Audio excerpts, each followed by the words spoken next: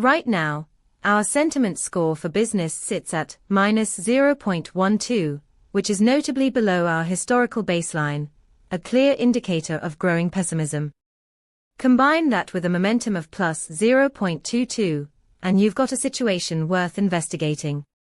Our API returns comprehensive sentiment analysis, breaking down topics into 20 semantic clusters to give you a nuanced understanding of emerging trends. Imagine you're building an app that alerts users to shifts in business sentiment. This data could help you trigger notifications when sentiment dips, prompting users to reassess their strategies or investments. To dive deeper into how our API can enhance your applications, visit Pulsebit. LOJ Enterprise.com/docs. Let's unlock the value of sentiment together.